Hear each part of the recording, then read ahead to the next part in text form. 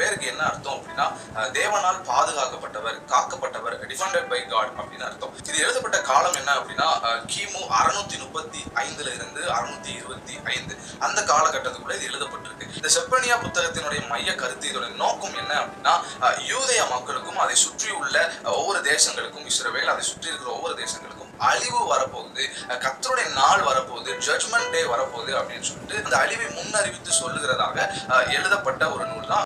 ஆனால் ஏன் இந்த செப்பனியா இந்த யூதேய தேசத்திற்கும் இந்த இஸ்ரவேலுக்கும் ஆபத்து வரும், அழிவு வரும் ஏன் சொன்னாரு அப்படின்னா அதற்கு ஒரு காரணம் உண்டு. இந்த செப்பனியா வாழ்ந்து கொண்டிருந்த இந்த காலகட்டத்துல இந்த 600ஆம் நூற்றாண்டுல என்னாச்சு அப்படின்னா தேவாலயம் சிறைப்பட்டு போனது, அது அழிக்கப்பட்டு போனது.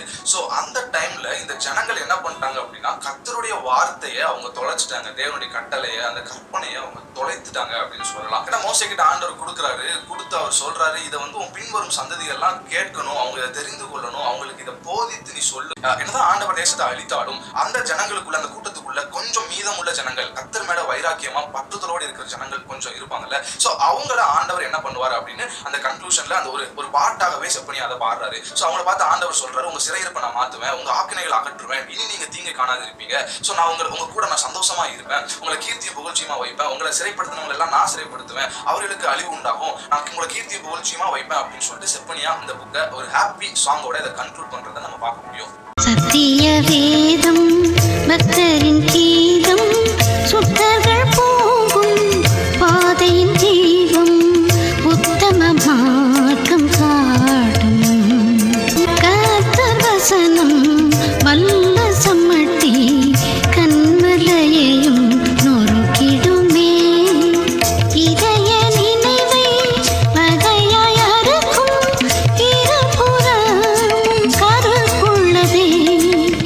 இதய நினைவை வகையாய் அறுக்கும் இருபுறம் கருக்குள்ளதே. சத்திய வேதம் நமக்கு சொல்லி கொடுத்ததெல்லாம் தினம் பைபிள் வாசிங்க, ஜெபம் பண்ணுங்க, பைபிள் வாசிங்க, ஜெபம் பண்ணுங்க. இதை சொல்லி கொடுத்து அதை மாத்திரம் செய்கிறோம். ஆனா வசனத்துக்கு கீழ்ப்படியணும், வசனத்தை தியானிக்கணும், வசனத்தின்படி நடக்கணும் என்பது நமக்கு சொல்லி கொடுக்கப்படவில்லை. இதுதான் இன்னைக்கு கிறிஸ்தவத்தினுடைய மிகப்பெரிய குறைவு. சபையில கூட இன்னைக்கு வேற வாசியா வாசிட்டேன், இன்னைக்கு ஜெபம் பண்ணியா, ஜெபம் பண்ணிட்டேன். என்ன ஜெபம் பண்ண, ஜெபம் பண்ண. என்ன பைபிள் வாசித்தேன், எதை வாசித்தேன்னு தெரியாது. அதனால்தான் ஆசீர்வாதம் இல்லை கிறிஸ்தவ குடும்பங்கள்ல. பைபிள் வாசித்து ஜெபித்தும் கூட ஆசீர்வாதம் இல்லை. அப்ப தேவன் என்ன எதிர்பார்க்கிறார்?